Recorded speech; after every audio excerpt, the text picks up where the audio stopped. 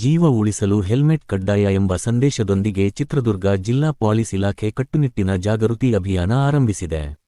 ನಗರದ ಗಾಂಧಿ ವೃತ್ತದಲ್ಲಿ ನಡೆದ ಹೆಲ್ಮೆಟ್ ಜಾಗೃತಿ ಕಾರ್ಯಕ್ರಮದಲ್ಲಿ ಮಾತನಾಡಿದ ಪಿಸಿ ವಿಶ್ವನಾಥ್, ದ್ವಿಚಕ್ರ ವಾಹನ ಸವಾರರು ಕಡ್ಡಾಯವಾಗಿ ಹೆಲ್ಮೆಟ್ ಧರಿಸಿ ವಾಹನ ಚಲಾಯಿಸಬೇಕು ಎಂದು ಕರೆ ನೀಡಿದರು.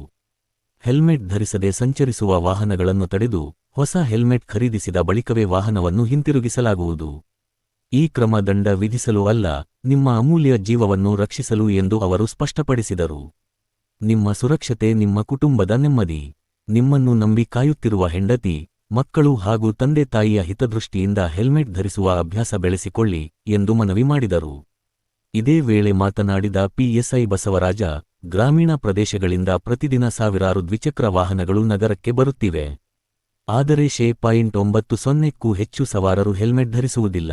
ಅತಿವೇಗ ಮತ್ತು ಅಜಾಗರೂಕತೆಯಿಂದ ಸಂಭವಿಸುವ ಅಪಘಾತಗಳಲ್ಲಿ ಅನೇಕರು ಪ್ರಾಣ ಕಳೆದುಕೊಳ್ಳುತ್ತಿದ್ದು, ಕುಟುಂಬಗಳು ಸಂಕಷ್ಟಕ್ಕೆ ಸಿಲುಕುತ್ತಿವೆ ಎಂದು ಕಳವಳ ವ್ಯಕ್ತಪಡಿಸಿದರು. ಕಾರ್ಯಕ್ರಮದಲ್ಲಿ ಎಸಿ ಶಿವಶಂಕರ್, ಹೇಮಣ್ಣ, ಬಸವರಾಜ ಹಾಗೂ ಸಿಬ್ಬಂದಿಗಳಾದ ಮನೋಹರ್ ಸಿ, ಎಂ, ಸ್ವಾಮಿ, ಎಸ್, ಬಿ, ಚಂದ್ರನಾಯ್ಕ, ಕೋಟಿ ಸೇರಿದಂತೆ ಹಲವರು ಉಪಸ್ಥಿತರಿದ್ದರು.